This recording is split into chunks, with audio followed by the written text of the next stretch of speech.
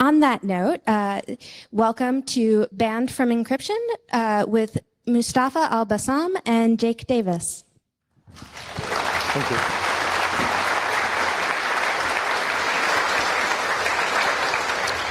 Hi, I'm Mustafa, and this is Jake. Hello. And we were banned from encrypting stuff for about 2 years, or sorry, 5 years. And this is something called a serious crime prevention order that we were bound to for 5 years, from 2013, from 2018, which recently expired a few months ago. And the reason why we were bound to this serious crime prevention order is because we co-founded this hacking group called LulzSec that hacked into a whole bunch of stuff, including Sony, Fox, FBI affiliates, US Senate. Too long for list to mention. So for example, one of the things we did is we put up a fake news article on the PBS website saying that Tupac Shakur was still alive in New Zealand. A lot of people still believe this is true. Yeah, we also put, this was back during the News of the World hacking scandal. During the News of the World hacking scandal, we hacked into the Sun newspaper to put up a fake news article that Rupert Murdoch ingested a large quantity of palladium before stumbling into his famous topiary garden and passing out early in the hours of the morning. The Sun didn't like that. And for some reason, a lot of people found this funny. Like this was, people found watching crime on Twitter funny. Like as Jake says, like people watching the release of a new movie followed by following this hashtag on Twitter.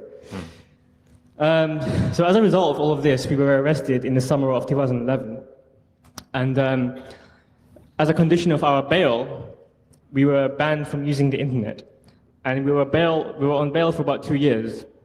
And Jake, additionally, was also on electronic tag, which means he had to report to a police station. Oh yeah, that means... Yes, I had on top of an internet ban, an electronic ankle tag from G4S, awful bastards. And then Serco, even more awful bastards, essentially enforced that I was in my home between 10 p.m. and 7 a.m. every single day. Otherwise, it would start beeping and people would come around in a van. And essentially worked with just a tag and a box. And if the tag was not near the box, it went off. Allegedly, Wireshark shenanigans could occur between the tag and the box. Yeah. That might be another talk. So the exact thing that said on my bail conditions was that I was not allowed to use any device that had the capacity of connecting to the internet. And this was when I was just starting my A-levels when I was 16. And it was really difficult to kind of do my A-levels without access to the internet. Because, like, for example, like, all of my homework was sent over email. So like, I got a lot of detentions because I didn't do my homework, because I couldn't access my homework. And like a lot of these A-level courses, they actually have, for example, in the biology coursework, it says you get extra points for using internet references. So I was actually missing out on points in my grade because I couldn't use the internet. And during the time we were banned from the internet, I think it was the European Courts of Human Rights or something that released a piece saying that it's actually against your human rights, against someone's human rights, to ban them from accessing the internet. And since they released that, they stopped putting these kinds of bail conditions on people. And yeah, we were sentenced in 2013, so about 2 years after we were arrested in Southwark Crown Court. And we were also given a serious crime prevention order that lasted until 2018. Because I was under 18 when I was arrested, I had 320 hours of community service in a charity shop. And I think you had a 2-year you had a 2-year sentence, but you only spent a month of that. 2-year sentence, yeah. And luckily that magic electronic tag knocked off most of that. But you had the charity shop work where you sold some ice cream. No, I got free ice cream from the people who were working there, but it was a charity shop that sold clothes for deaf blind people, which is nice to be volunteering in, I guess. So this is the first clause of my serious crime prevention order. It says that I may possess, use, or control one or more laptops, personal computers, or physical devices capable of accessing the internet, provided that for each such item, where an item has the capacity to retain and display the history of internet use, such capacity is and remains enabled. So that means I can't delete my browsing history, and I can't use private browsing either. And the second one is such item does not run software which is designed to prevent data from being retrieved from the unallocated space on the storage drive. So that means every time I delete a file, usually when you delete a file, it doesn't actually delete the contents of that file. It just deletes like an index that file. So this is preventing me from actually deleting files properly by overwriting them with zeros. And the third one was it is not encrypted other than factory installed encryption or encryption used in the course of employment or education purposes as notified. And any encryption password or key must be provided to the Metropolitan Police Life Offenders Management Unit on request. And I can't use hidden volumes either. Now, it's quite vague what this means. Like, what does it mean for a device to be encrypted? Like, does that mean that the communications can't be encrypted, or does that mean the storage itself on the device can't be encrypted? Like, personally, I interpret that as the storage itself can't be encrypted, but I did it anyway because there's an exception for employment or educational purposes. And so you have to keep in mind that originally when they tried to draft this serious crime prevention order, the lawyers tried to put in a clause in the order saying that every time we use the cloud, we had to email them. I'm like, what is the cloud? Do you even know what that means? And then they removed it when we challenged them on it. We wouldn't be able to email them without that same cloud. Yeah, so in their minds, there were different clouds. Yeah, it would be like a recursive loop that ends forever. Like every time I email them, I'm using the cloud, so I have to email them again. And they didn't appreciate when we explained that to them. They didn't like that. Yeah. We'll get on to more of those in a bit. Yeah. 5 long years of them. And the fourth one is no virtual computers are installed or controlled from the device, save for the purposes of employment or education. And that's because when they arrested Jake, they found like 15 virtual computers on his device, and the judge found that a bit scary. The judge thought that 16 computers in one computer. This is not right. No. We need to stop. Confiscate this. So I guess the idea of this one was to prevent us from like trying to hide our crimes or whatever. And this is quite annoying because like this means I can't buy a virtual private server to host a website or to host a server. So I had to buy dedicated servers instead, which is like it kind of defeats the purpose of the order. But anyway. So I bought dedicated servers in France, and I notified them that it was in France, and they didn't seem to mind. And also said that every time I come to own or possess any additional laptop, personal computer, or internet-capable physical device, I must notify them within 7 days, and I have to give them the name and the serial number of each laptop, and location that it's usually kept. I don't really know what they mean by the name of the laptop. Like, I don't give my computers names. Maybe they mean the network name, but I don't know. And it also says that nothing in this order is supposed to prevent my lawful everyday use, like train, aircraft, or cinema ticket machines, travel check-in machines, supermarket automated machines, bank machines, point-of-sale credit card payment facilities. And I think this kind of like just proves the point that when you're putting these conditions on someone, you have to realize that we live in a society now where everything we do is internet connected or internet enabled or computer enabled. And so like I had to send them these emails like every time I buy a new computer or destroy a computer or get rid of it.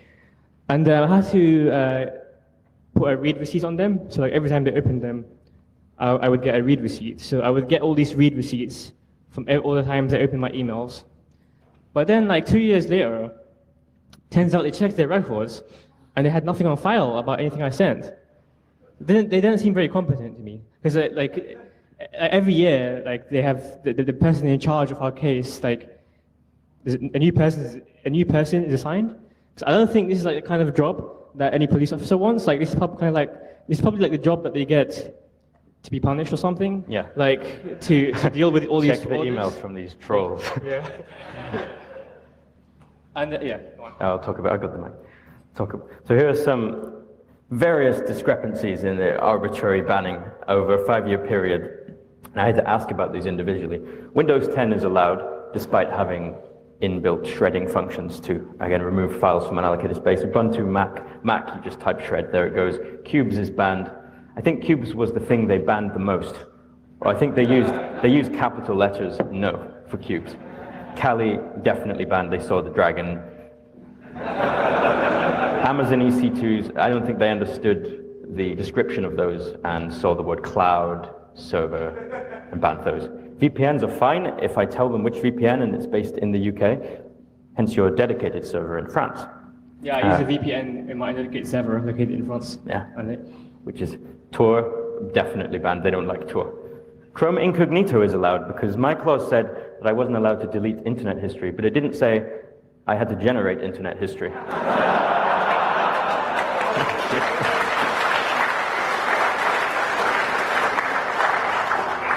So, I think they appreciated that one, actually.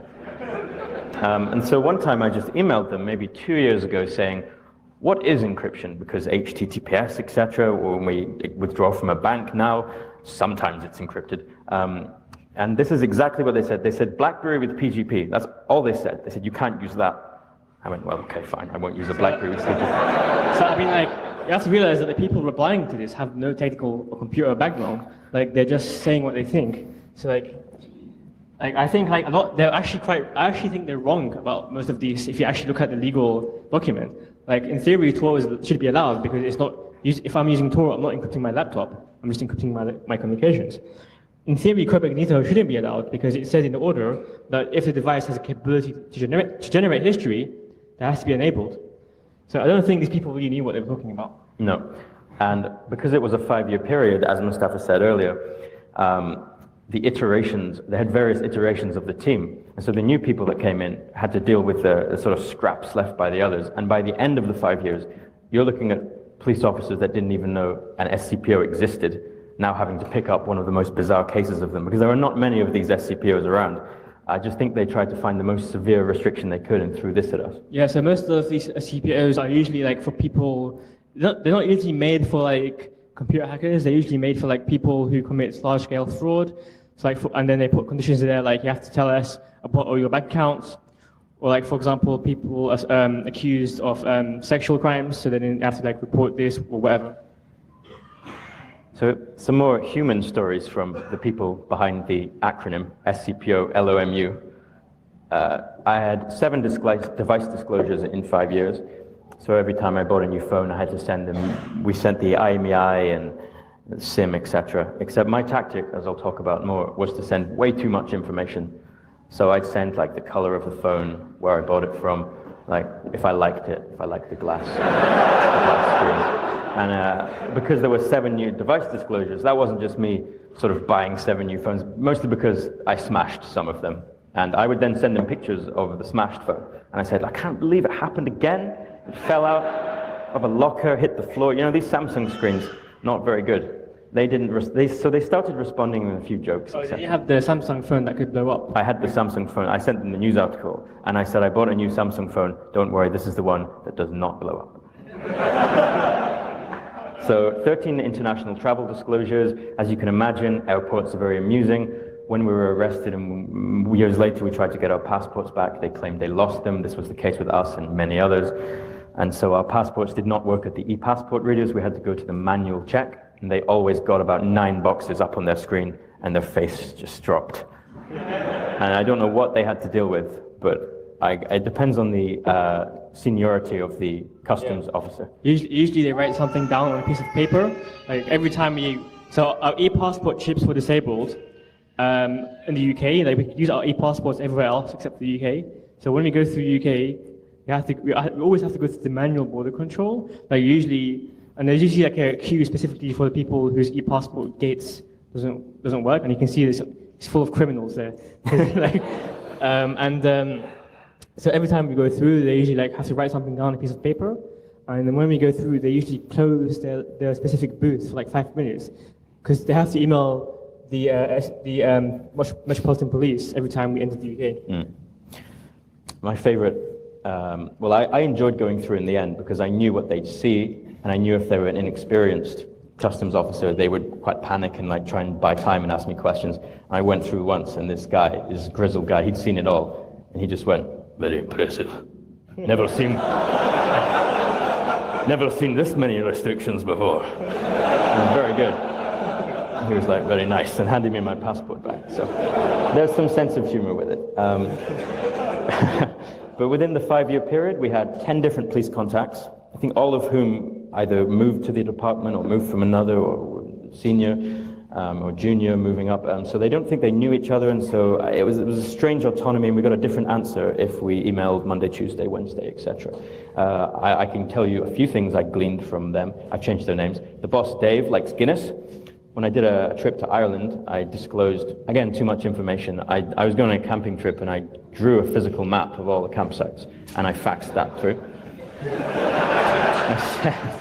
I said to, and the guy there, to be fair to him, he said, "Oh, I hope you have a nice pint of Guinness," so that was nice. On the other hand, the time I went to Italy, one of the officers, Jason, does not like Italy. Very paranoid about my trip to Italy. I was just going to Venice and explore it. Venice is beautiful. He wanted my phone number again. I said, "My phone number's on your records." He said, "Well, I need it again," which presumably means they lost mine too. And they don't care for the anecdotes. They don't care for like the pictures I send them of the beach, or like the hotel room. I send them so many hotel rooms, and I said, "Well, this one is like for talks and such," and I said, "Well, this one is not has a safe. What do you guys think of this safe? Would you use this one?" And so I started to see this trend because it was sort of a self-defense mechanism. We didn't want to be, we could, if we broke this order, we were going to prison for 5 years. So we didn't want to let them have this over us completely. So it became a bit of a psychological warfare just to mess them around. So my strategy was actually opposite of yours. So like your strategy was to joke around with them, give them as much information as possible. No, but my strategy was the complete opposite. Like I was trying to make their job as hard as possible and give them as little information as possible. So like, for example, when they sent me that email saying, "We have nothing on record, can you please send this everything again?" I told them, "That's not my problem, that's your problem." And yes. The thing is, like, the guy was a bit scared because he has nothing to show to his boss for any records that he has for me, even though I've sent them. So I think in some way they were kind of more scared of me than I was scared of them. And I didn't want to give them extra information because I didn't think that it would be right for them. It would be right to do that. Indeed. We've got a few minutes left, so we can talk a little bit more about this is what I realized: compliance through rambling and the psychological warfare of hypothetical trolling. And just that they started to ask after a few years for less information.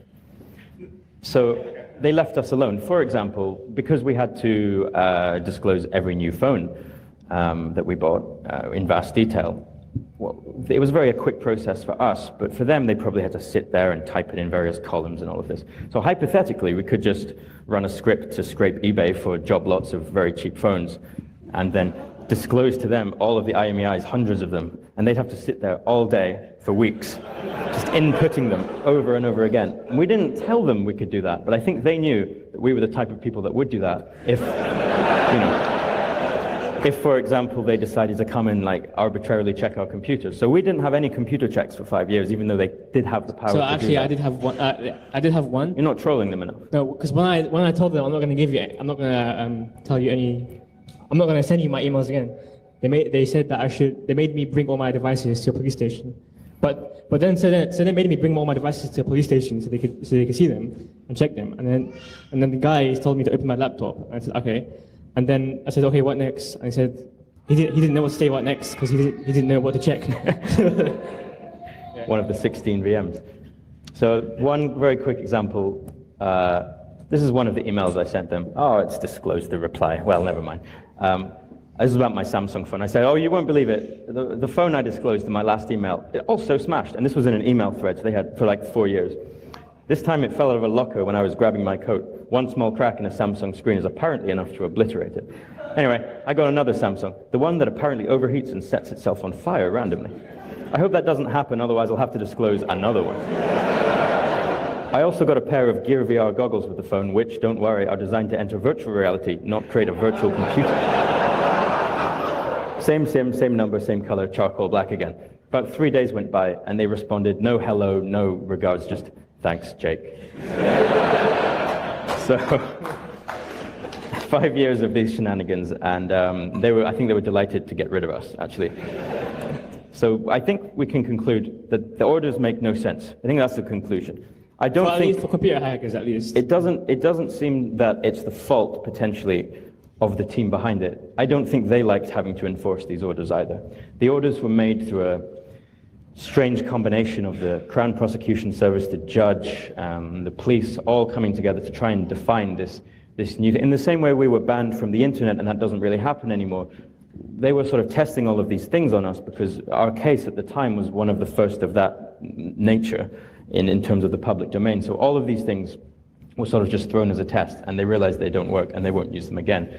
But I think they are now realizing, even over the 5-year period, as we know, the state of encryption has changed so much. And so year on year, as weeks went by, and months, it was very evident that they can't just say no HTTPS, yes you can use Windows 10, but no Ubuntu and no Kali and no Amazon EC2s, but you can use a VPN if it's in the UK, and you can't use VPS, but you can use a dedicated server in France with a non-UK VPN inside of it, etc., etc. And yes, Mustafa, anything to add on SCPOs make no sense? Yeah, I don't think they really make much sense for computer hackers. Like, I don't think they were designed with computer hackers in mind. I think, as I said, they were designed for financial criminals and that sort of, like, you have to declare all your bank accounts and stuff like that. And I think the idea isn't necessarily, I think the idea was supposed to, is to frustrate crime, like, on a subconscious level, like, you're thinking, like, what, if you have a serious crime prevention order, you'll probably think twice about committing crimes because you know that the police could ask you at any second to let them examine your laptop. Like, if they had any evidence that you committed more crimes, they wouldn't have to get a warrant. They could just examine your laptop whenever they wanted. Indeed. Final slide. That's the final. So I guess we could impart the advice: don't get an SCPO. That seems good. Yeah, that's good advice. That's a good one. Yeah. I would thank you very much. That's the SCPO.